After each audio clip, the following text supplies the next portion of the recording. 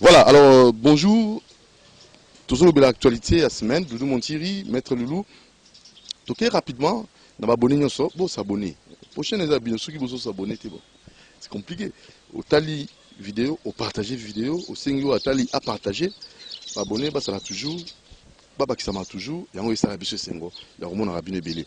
Alors Maître Loulou, mbotena. Mbote ndeko mutuiri puis mbote pa ba abonné na biso nyonso. Denika Dima à promettre l'élection moi malamu, l'élection moi kitoko et au salim. Bon, na place wa Denika Dima akokoma politicien te po bana kopesa ba discours ya koloba que voilà bonnes intentions nanga. Na wana izo senga technicité et puis izo senga aussi adhésion à tout le monde. J'ai dit la fois passée que l'élection salamaki na Congo et cause la mabe. Mais en tout cas, na oya mabe koleka, ils ba élection salamaki en 2006 na 2011. Mais ba élection en 2018 salamaki mabe, mais mabe ya muké pourquoi parce que il y avait l'inclusivité, c'est-à-dire tout le monde va se retrouver aquí. Bango nyonso bazaki na kati. Bango nyonso bazaki na kati. Donc voilà ce que nous demandons. Or, ce qui déjà que batu mususu ba boy ko s'adhérer na kati ya logique ya ba organisation d'élection oya lelo, ba boy lelo et que ça a un impact makasi na niveau ya organisation pendant ba élection et peut-être aussi après ba élection.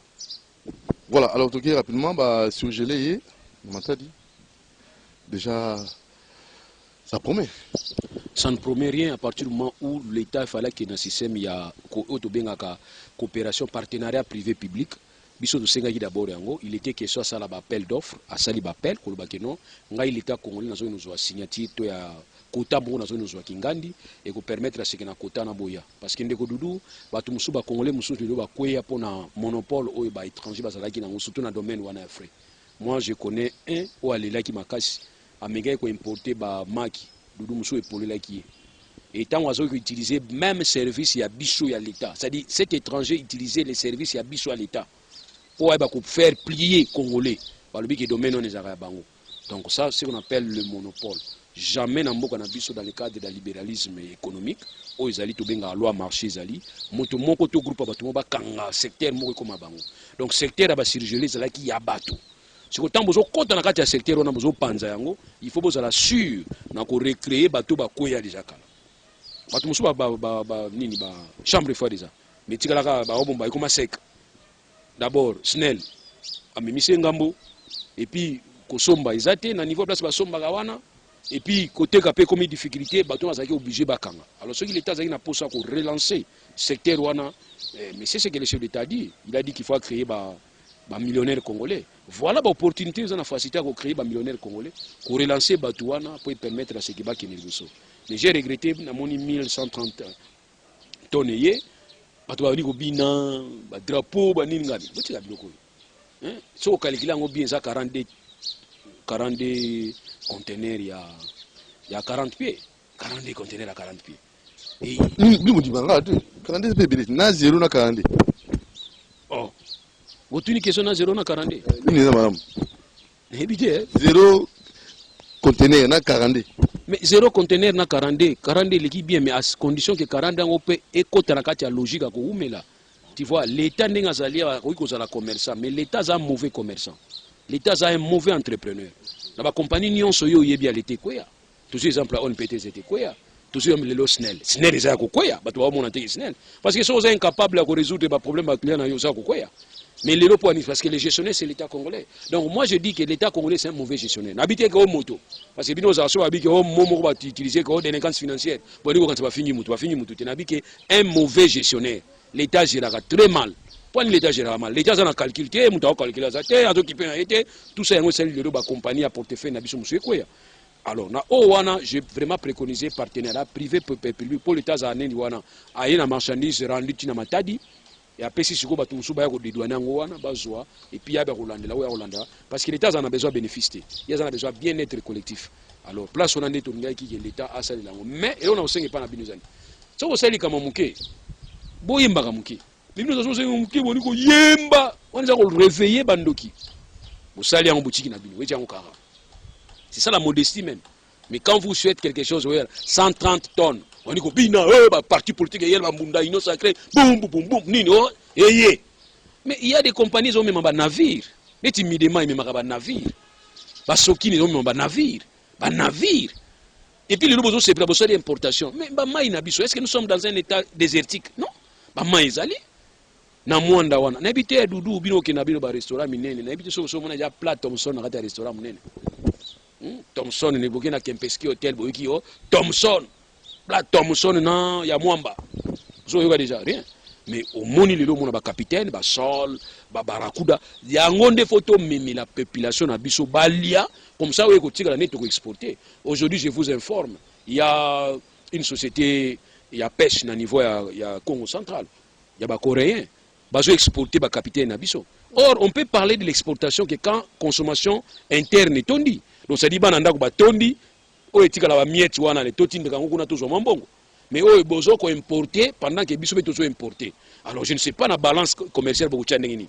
Il y en a le but que la RDC ne peut pas devenir un pays importateur à Bampiodi. Ceux qui sont privés, peut-être pour pallier. Mais la RDC en tant qu'État, a un ministère de la pêche. Il faut que tu aies une vision. Il y a que produire mbisi belé, il y a que tu et puis finalement, il y a que exporter. Voilà. Alors, merci. Toquer rapidement à Seni. C'est dans le sens que toquer na réclamation, revendication, il y a bloc patriotique. Dans l'habitude, dans l'église catholique, déjà, il y a nommé Dodo Kamba comme président de la confession religieuse. Est-ce que Martin Fayulu continue ce combat ensemble dans l'église catholique? Bon, il faut d'abord retourner à la question sur Martin Fayulu, ça a combat parce que tu as vu, ça a bien Martin Fayulu, il y a un résistant. Il n'y a aucune loi portant organisation et fonctionnement à résistance dans la RDC. Mais plutôt, il y a une loi portant statut. Et après ça, vous donnez aussi des propositions pour tous vraiment solutions dans et aussi nomination mandataire. Hein, parce que vous savez, féliciter maman Christine Epolou qui est à DGDA, déjà autre chose en nomination. Quelques DG dans l'entreprise, 5 entreprises. On a habité la proposition de l'Union européenne pour la nomination. Il y a un mandataire et quoi porter et puis sa solution à un problème dans le ce sont là les deux questions que vous allez répondre. Bon, par rapport d'abord à Seni, c'est vrai, il y a bloc wana, il faut les résistants, mais surtout il y a des fois tout possible à la opposant parce que nous voulons aussi rectifier la loi au lobby qu'il faut pour porter parole l'opposition. Alors nous nous disons qu'on peut s'opposer que sur base il y a programme, il y a président. Or, le plus grand programme, il y a président de la République comme candidat. Alors aujourd'hui, vous allez remarquer que quand le candidat président il y a un programme na bango. Programme na bango na toponi malamu. Donc yango de ponaki ne Tshisekedi Félix programme na yende toponaki. Alors oyalanda qui est pembeni na programme na yepeza ya malamu ou abimaki deuxième. Pour moi, c'est lui-là qui devrait être comme porte-parole de l'opposition parce qu'en ce moment-là, la candidature il y a président de la République, ça va couvrir toutes les circonscriptions électorales à RDC. Tandis que pour un député, à la circonscription à yende na niveau ya assemblée. Donc on a vu que pour moi, je pense que loi wana fa ito ke na on sens wala comme ça to chapé kimia parce que jusque là pe nan toujours pe porte-parole opposition te na loi o ba tia qu'il faut ba bimisa na niveau ya opposition parlementaire. Voilà proposition na onda. Le miso senga siko vie Fayulu au travailler comme opposant. Ko kanga makanga na batute. Moni ba boyela ki o église catholique a boyo bata masima na non. Wana zani ba boyela liyo. Pourquoi? Parce que bino motikala trop na ba ko kanisa ka ke ça possible muto asalisa yo. Or,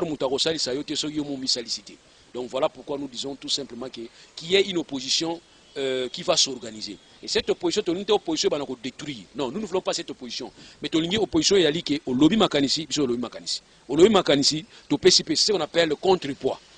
Alors maintenant, par rapport à la question, il y a un mandataire. Bon, peut-être que il y a une proposition. Jamais un mandataire à la politicien. Ah ouais. Ah oui, n'alinga jamais mandataire politicien. Net national. Batiko tiki la biso via Tundu. Via Tundu na habité so simba courant. Ah mais oui, tu éviter. Menda zakana CMDC. Na habité qu'est-ce que veut Menda yimma kamboba Martin. Tu éviter. Vie José Makila zalaki kala na Onatra. Mais pourquoi bozo promouvoir ba o basala kabanda kala kunate? Tomoni vie chongo chibukula ya ntumba wazalaka kala nani comment azalaka kala PCA ya régie des eaux balobi ke histoire à vie wana ebandaki à partir ya indexer, c'est-à-dire azozwa ba index na bandako abatu abandaki musala niveau wana amati tia komaki PCA pona nini topesa la chance pas bato basala na ba compagnie wana te. Donc ngai chef de l'état so landa conseil nanga il faut nommer bato ya ndako babenga fils maison fille maison. Ça c'est ce qui est important. Pour mon expérience moko na niveau ya DGI na DGI bazut papa moko azalaki ko sala kuna kala bato batie makelele o te tata wana sa ekolo mususu bite botika ya sala pona ni na sala parce que auti ko azalaki na DGI bandaka la sala na DGI mais lelo bomoni ba prouesse. Donc pona ngai net na niveau ya onatra na ba komo na ngwa sikate net na niveau ya onatra bozo mutu aumi na onatra za mayele azo remplir ba condition bochai mais ke pena chekamine bazwa ki adjoint de kuna adjoint za mutu asala na kati kuna bandaka.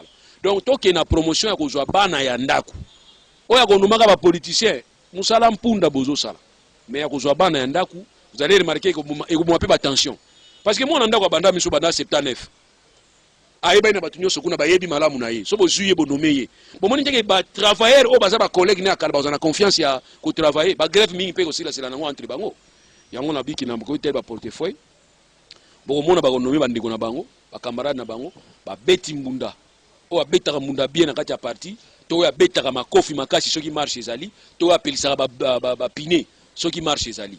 Donc yende ba konomé pour permettre à ce que bazala na récompense. Or na ba niveau ba portefeuille ici nous ne voulons pas récompenser les gens.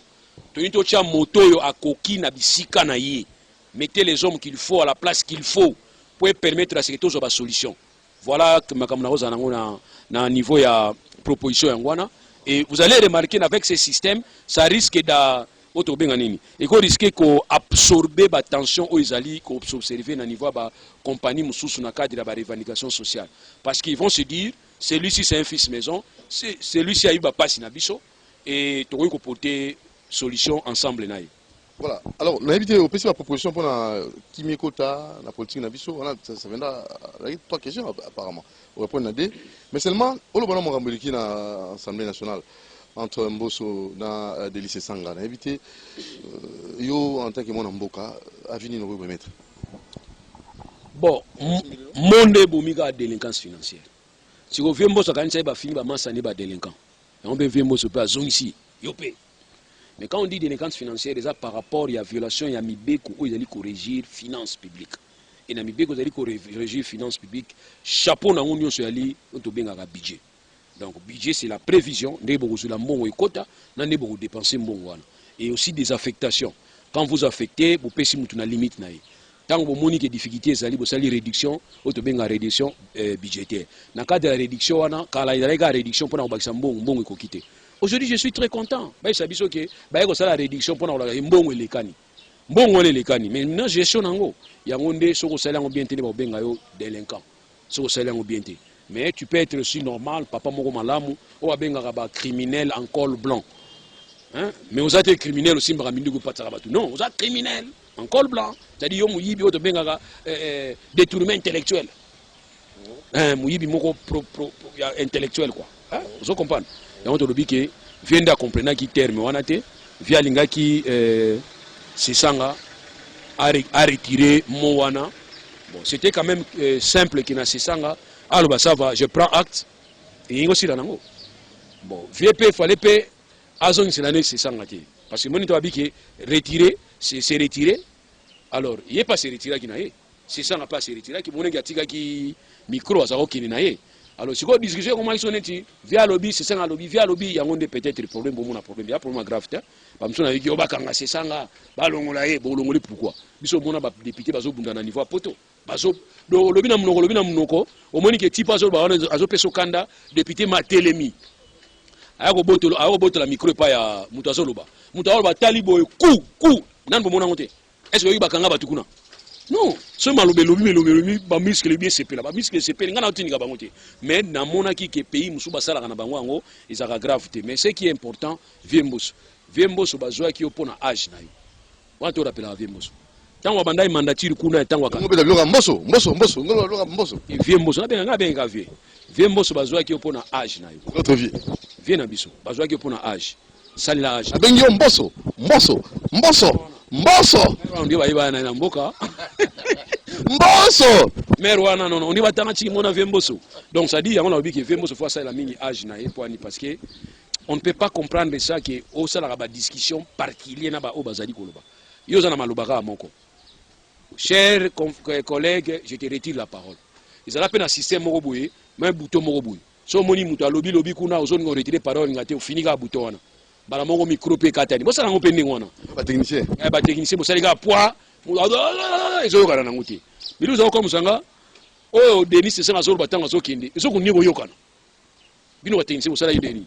Ça aussi je me suis posé des questions parce que ba propos Denis c'est ça nga zo tenir tant zo kende wana. Pour moi tant atika micro to ko yoka ngusute. Ponanga. Pour flouer en kaka boutique na bino comme ça, to éviter pas problème. Mais bon, biso ebimi, mais Vemboso sauver ça l'âge parce que tant on combine pendant âge. Rappelez-vous Vemboso, au bunisa qui bénédiction na yo. Tant on nyolongo la mabunda, Vemboso aboyaka. Donc avec abosa na yeke, ce mabunda longo yende fois comme président. Via abosa na ki. Ti lelo ba adopter na union sacrée. Mais ko côté la union sacrée ko le kabato union sacrée. Yo yé na kati ya logique animateur. Oza animateur à institution. Tikala animateur institution. Mais na moni Vemboso na ba vitesse mo. Tumboli Mbosso, Tumboli bana kan Luka, Tumboli Mbosso, Tumboli Fachi. Mais ndi des centres ça na Kaluka. Siko ende loko nde fallait Vemboso éviter ngona parce que na kati ya constitution na biso tali préambule vous allez remarquer ba que ba crise il y a légitimité aux allez qui créé depuis 1960 et ça ba institution na ba animateur ba institution. Donc c'est que crise peut venir aussi na ba institution, ça peut aussi venir ba animateur. So il Vemboso ba que Denis c'est un longwa wana. Et que Denis a longwe na ye. Et a tini pas retirer nini te. La akena ye. Ça l'être quoi. Vous croyez que ce monde a géré bien te benga ina. C'est un mauvais gestionnaire. Alors yo so la benga mauvais gestionnaire faut aussi. Mais il faut maintenant prouver que je suis bon gestionnaire telle la gestion nga ngoyo. Donc ici, il était question que le gouvernement aille à se défendre par rapport à la légation Oyo. Denis Sessanga Lobaki par rapport à la délinquance financière. Il fallait que le gouvernement aille à dire non. Propos moto yoka qui a babaki to ba délinquance financière, tala ba preuve yango, tala ba preuve yango. C'est ça la démocratie. Il y a des échanges pareils. Alors armée ougandaise a fait l'exploit déjà tant basangani mutualisation na armée na biso est kuna na moni exploit makasi. Mais faut tout une question, Ouganda tchaka combien pour un budget à armée na e. Lelo guerre est sous guerre, c'était même en 1940-45. Guerre ici là qui a parti à bombardement ya Hiroshima. Donc guerre comment mingi likolo. Position rebelle. Beaucoup tango na c'était mais avant beaucoup tango na c'est faut d'abord pilonner. C'est ce qu'ils ont fait. Donc tant que ça bino bosso ma avion, bino so ma avion té, bosso ma palissade, bosso ma belé. Bosso ma avion. Guerre à la guerre aérienne. Guerre à l'élo, guerre aérienne. So ma kasi na ba oh ba nini sikiti. Oh bazo bo mabatu na jugu. Oh position ya FARDC ces wapi. Oh faut za FARDC ces na 25 km la jugu. Mutu ngeza hapo oh bado yaka malembe. Donc ba rebelle on ba yena jugu wana ba fandi ba lambeli bango soso, balie, ba violer na bango basi malembe, ba bomi po biki 25 km et ko biso ata 2 heures 3 heures du temps pour ba comment. Vous comprenez? Après ba rebelle ba longwe ba kena bango malembe. Après tant armée ko ya baru bete massage likolo nini oh tolu ka bango basi ba kenda kala basi ba kenda mais or 25 km en avion ils a 3 minutes 4 minutes ba avion makasi. Vous comprenez? Donc tout ça tout tient on a programme pour lutter guerre. Koye ba so ba wigo ya to ba koya te mais écoutez Doudou entre nous soit dit. Nan bo comment on parle na to bunda te bo yokani après. Ça aussi faut te ba élément wana. Lelo ba lobi na cadre de Addis Abeba, accord cadre de Addis Abeba. Faut aussi ma beaucoup. Ceux qui Ouganda délinquant même si Ouganda pas aussi liga. Ceux qui Ouganda délinquant asala ka délinquance. Na liboso. Ba futi sela yango na tribunal international, na nini na justice internationale. To la ndela mbongo wana. Maka makola ndela mbongo wana na mbayi ya poto la ndaba ADF. Eza maka mbongo.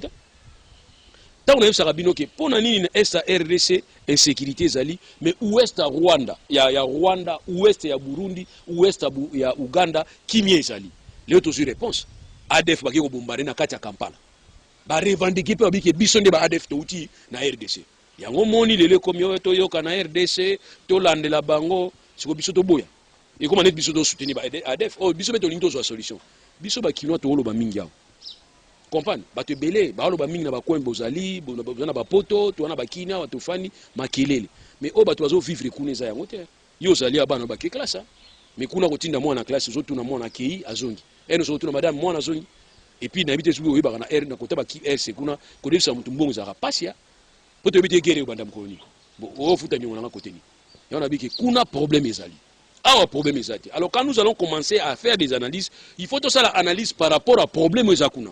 Ceux qui solution les solutions moi dans un premier temps. Prenons-la tous yango. Soit exacté, moi pas le choix. Mais nous on a besoin de Ouganda, tu rappelles la Ouganda dans nous on a besoin. Les pour grave tiens. Est-ce que tu reçois ngana te de bundi mais nous za mususu. Ko bundanga no mususu. E mususu mbongo le servir, e mususu so ki sa ngana ki nous traitement. Tu ça peut Ouganda. Moi mbongo on a besoin na so idem so combien na besoin na. Tu reçois on fait avion. Voilà, nous terminons. Hier, c'était la journée nationale de l'arbre. Maman Eva Zaïba, VPM Environnement et Développement Durable, là, qui a un télé, qu'on a un parc animalien. Bamega qui, Kosolola, il y a beaucoup de théorie à l'objet. 2023, tant qu'il y a un parc Corona et Tondi na Banzete pour résoudre les problèmes climatiques. Donc, maintenir l'équilibre climatique par la plantation d'arbres, c'est une affaire de tous. On a des thématiques en haut, donc maintenir l'équilibre climatique par la plantation d'arbres est une affaire de tous. On a Boussenga Maman en 2023, tout l'on a tout reboisé 500 hectares. En lieu place là-bas, théorie belé belé. La ligne maman est après ministre. Aïe, dans ce grand-là. C'est là qu'il n'a pas ça après ministre. Voilà, abonnez-vous massivement à Ludmontir TV. Merci à Moron Djambé, Alain Kabongo. Ciao, à la prochaine.